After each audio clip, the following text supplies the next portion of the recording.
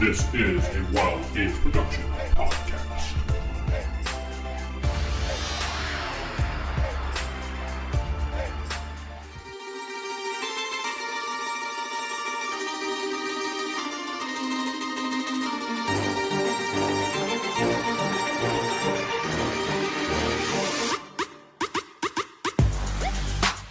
Good morning, folks. This is Vince the Evil DM, the podfather of OSR Podcasting, with another daily podcast coming back at you.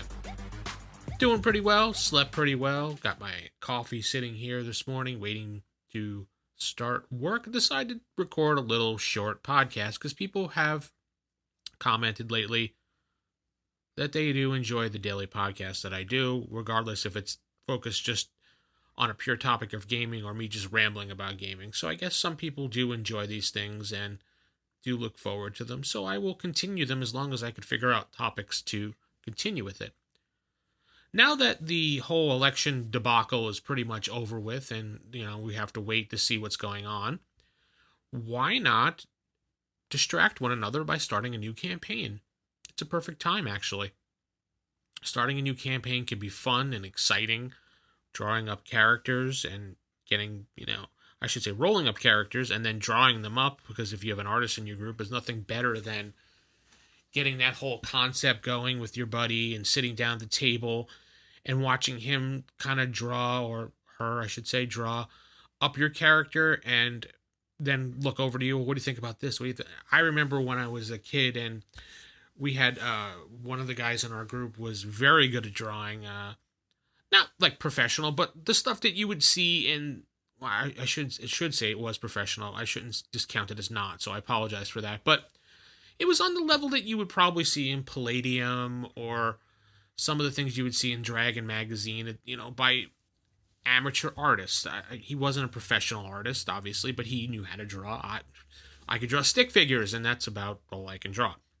But he would sit there and he would draw all these characters before me, and it was fun to watch him do it. He would draw up the body and maybe sometimes he would have a gun. I remember we were playing Teenage Mutant Ninja Turtles at the time, and of course this was during the 80s, and I would go over his house and we'd play in his basement. In Long Island, we had basements, obviously. Most people don't have basements, which is kind of funny, and they laugh, what's a basement? But we'd play down there, and he would draw up my I think I had at the time some type of like rodent character. I don't remember exactly what it was. Maybe it was a porcupine. I think it was a porcupine. He would draw up the character and have all these machine guns and like bandoliers around him. And always when it came to faces, it was always a laugh because he never was able to draw a proper face, which I think most artists struggle with. I don't know. I'm not an artist and I can't draw, so I can't relate. But he would always put them with having like a mask over their face or a helmet or something. And we used to always laugh and say, what's happened to his face? Why is he always wearing a mask or a helmet? Well, I can't draw faces. So it was always one of those things. But yeah, we had fun doing that. And we'd have fun writing up the backstories of characters as far as just figuring out where they're from and what their motivation is, honestly, how they got there and who their relatives are. It wasn't like pages upon pages, but it was just kind of bullet points on the back of characters, just to have fun. And it is fun starting a whole brand new world as a DM, because you get to sit down and decide what is in the game and how they affect one another. And that's kind of what we need to do in life, is distract one another with some good quality games in this D&D hobby. Sit down around the table and tell stories and just enjoy the game in general, not worry about, what's going on outside our house at the moment. For those couple hours you were involved in your Dungeons and Dragons or superhero world or whatever genre game you're playing at the table, you don't have to worry about anything else. Just chuck the dice, tell stories, have fun, laugh, get along with one another. That's what the hobby is all about. Role-playing hobby is about having fun, imagining everything outside of life, and pretending that life doesn't exist for that time period. The problem is that a lot of people in the gaming community, not the hobby, because the community is what the mainstream calls it, I don't consider it that, but to each their own. They like to bring the stuff that we like to escape from into the game and kind of ruin the whole escapism from life from the game. Not quite sure why someone would want to do that, because it ruins things and makes the game a little too lifelike to me. Role-playing games to me is basically just a hobby that I play to escape, fantasize about, and we all did that as kids. I mean, we all sat there thinking about a cool sword that we had, or how we're going to defeat the dragon, or how we're going to kill the orcs that have taken over this town. We didn't sit there thinking about, I wonder what that orc's feeling right now, or maybe I shouldn't kill that orc because he's really a good person and misunderstood. No, because that's not how these games work. Monsters in the game are just fodder for the characters to gain experience and find treasure and glory from. Nothing else, nothing more. It just saddens me to think that people take it a step too far, ruining the escapism in the game, and I think we need to get back to that and stop fighting with one another about what these things are. Luckily, most of the OSR and the old school community is on the same page with me of this, as opposed to the mainstream, which is not.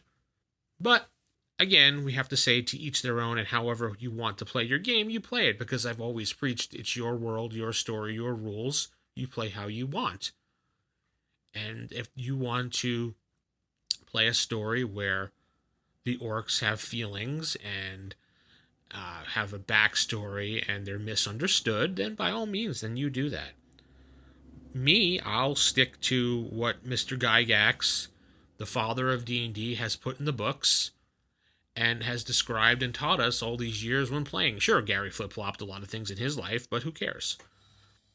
He, for the most part, preached a game where there are heroes and death lurks around every corner, and it's hard to escape that death. You have to think, you have to plan, and you have to be careful, because you could die at any point during the game. And honestly, death in a game is just natural, and it happens. You actually can learn from it, and sometimes deaths in the game are actually quite, I keep saying actually, it's like an idiot, are a lot of fun, because you get these weird situations where the character dies and you all laugh about it. Unless you're a real insensitive baby, then you cry about it. But generally, when you do die in role-playing games, it's because of something you did as a player. Not all players, it's their fault. I mean, I've seen plenty of players just the luck of the die, and that's what happens. Sure, as a DM, if I don't want someone to die because of a roll, I'll change the roll, because that's what we have a screen for, and that's what we do. But if I tell you as a DM that, yes, you found a cave and you walk inside the cave, it's kind of dark and you do see some light ahead. When you walk ahead, you see steps going down. Next to the steps is a rickety old elevator that looks like it is made of rotting wood and probably won't hold much weight. As you can see, the wood is slowly starting to rot away.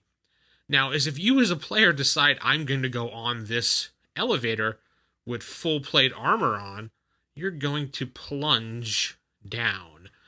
So this is a real life situation that I sat through as a DM, and to the player who was like, oh, I take the elevator, I said, well, you sure you want to do that? Because you look at it as you're about to step on it, and you realize that this wood probably will not hold you. There's a slight chance it may, but don't forget you are wearing full plate armor, and you have a backpack full of gold and items and everything, so you probably, no, not probably, almost guaranteed you will fall through and plummet to your death. And the player said, I want to try the elevator. And I said to him one final time, I was like, are you positive that you want to do this? As you step on your foot, as you step your first foot on it, you hear it really start to creak and it feels spongy. He's like, no, I think it'll work. So he got on the elevator and his character plummeted. I gave it a very small percentage chance just to see, maybe, whatever. And I rolled right in front of him to make it fair, so he wouldn't say I cheated, even though I don't really care. And he plummeted to his death. And he got pissy about it after, a bunch of warnings. So, anyway, that was an interesting situation. He got over with. The party luckily had a rod of resurrection, so he was able to come back to life because, mistakes happen and you come back to life. We laughed about it afterwards. Well, the rest of the group did. He didn't. But it was a fun situation, and we all had fun playing the game. So that's basically what this topic was today.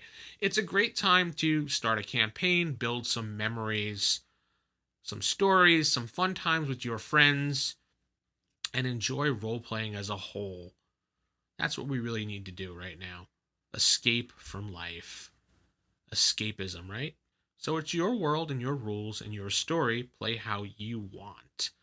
With that said, keep it original, keep it old school, and Podfather out.